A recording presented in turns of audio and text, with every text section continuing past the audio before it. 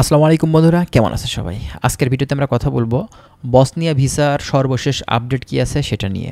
বর্তমান সময়ে 2025 সালে এখন অনেকেই আছেন যারা কিন্তু বসনিয়াতে ঢোকার জন্য ট্রাই করছেন। বসনিয়াতে বর্তমান সময়ে এখন কি ঢুকতে পারবেন? বসনিয়ার সার্বিক পরিস্থিতি কি? আজকে আমরা সেই বিষয়গুলো নিয়েই কিন্তু কথা বলার চেষ্টা করব। অবশ্যই ভিডিওটি স্কিপ না করে আপনারা শেষ পর্যন্ত দেখবেন, তাহলে অনেক কিছু গুরুত্বপূর্ণ ইনফরমেশন আপনারা জানতে পারবেন। যারা বসনিয়া সম্পর্কে জানতে ইচ্ছুক চ্যানেলটি সাবস্ক্রাইব করে রাখবেন। আমরা বসনিয়ার বিভিন্ন ধরনের ইনফরমেশন আপনাদের মাঝে স্টেপ বাই স্টেপ দেওয়ার চেষ্টা করব। চলুন তাহলে কথা বেশি না বাড়িয়ে আমরা আজকে বসনিয়ার বিষয়গুলো নিয়ে কিছু কথা আপনাদেরকে বলি, বিশেষ করে ভিসা, পারমিট এবং সর্বশেষ পরিস্থিতি কী আছে। তো প্রথমত আমরা বলি বসনিয়ার এখন ভিসা রেশিওটা কেমন আছে। আপনি যদি বলেন যে বসনিয়া ইউরোপের নন সেনজেন দেশগুলোর ভিতরে সার্বিয়ার থেকে বর্তমান সময়ে কিন্তু বসনিয়ার ভিসা রেশিও কিন্তু ভালো, ঠিক আছে। এরপরে পারমিট কেমন ইস্যু হচ্ছে? বসনিয়ার ওয়ার্ক পারমিট কিন্তু খুব ইজিলি বর্তমান সময়ে পাওয়া যাচ্ছে, সেটা 2 থেকে 3 মাসের ভিতরে আপনি ভালো একটা এজেন্সি দ্বারা যদি চেষ্টা করে থাকেন তাহলে কিন্তু পাওয়া সম্ভব। অনেকেই বলেন আমি ভাই 6 মাস দিয়েছি, আমার এখনও ওয়ার্ক পারমিট হয়নি। তো এক্ষেত্রে করণীয় কী ভাই? নন সেনজেন কান্ট্রিগুলোর মূলত পারমিট পেতে গেলে কিন্তু খুব বেশি সময় লাগে না। হ্যাঁ, এটা বলতে হবে ভিসা করতে একটু সময় কিন্তু বর্তমান সময় বেশি লাগছে, তবে পারমিটটা কিন্তু খুবই দ্রুত সময় ইস্যু হচ্ছে।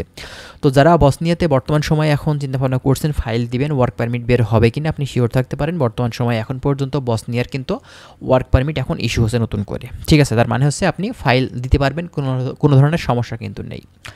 এখন আসেন এই বসনিয়াতে বর্তমান সময়ে আপনি যদি ঢুকতে চান, এক্ষেত্রে আপনার টোটাল প্রসেসিং করে কেমন সময় লাগতে পারে?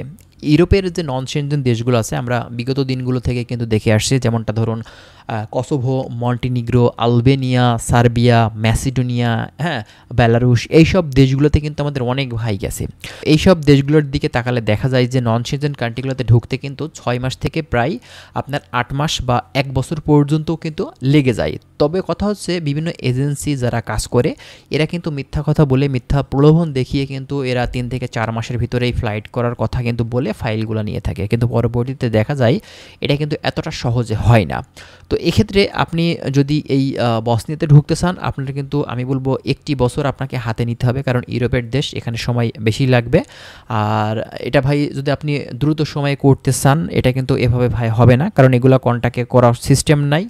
তো বর্তমান সময়ে ভাই আপনাকে ধৈর্য ধরতে হবে। আর ইউরোপের প্রতিটা দেশেই কিন্তু এখন যেতে গেলে সময়টা একটু বেশিই লাগছে, ঠিক আছে। তো এখন বসনিয়ার বর্তমান সর্বশেষ যদি ভিসা পরিস্থিতি বলতে হয়, আপনারা যদি ভালো মাধ্যম পেয়ে থাকেন এক্ষেত্রে আবেদন করতে পারেন, কারণ বর্তমান সময়ে এখন পর্যন্ত বসনিয়ার কাজের ভিসা কিন্তু এখন হচ্ছে, ঠিক আছে। আপনারা যারা বসনিয়াতে ট্রাই করবেন অবশ্যই একটা রিক্রুটিং এজেন্সি যাদের RL নাম্বার আছে, যারা ভিসা সাকসেস মূলত ক্লায়েন্টদের নিয়ে এনে দিতে পারে বা অলরেডি ভিসা সাকসেস আছে, তাদের মাধ্যম দিয়ে ট্রাই করুন। ইনশাল্লাহ অবশ্যই কিন্তু বসনিয়া যাওয়ার স্বপ্নটি বর্তমান 2025 সালে আপনি কিন্তু পূরণ করতে পারবেন, যদি একটা ভালো কোম্পানি থেকে একটি ওয়ার্ক পারমিট তারা ইস্যু করতে পারে, ঠিক আছে। তো যাই হোক বন্ধুরা, আশা করছি বিষয়গুলো আপনারা ক্লিয়ার হয়েছেন। আর যদি কোনো কিছু জানার থাকে আপনারা কমেন্ট করতে পারেন, আমরা সেসব বিষয়গুলো নিয়ে পুনরায় কথা বলার চেষ্টা করব। ভালো থাকবেন, আল্লাহ হাফেজ।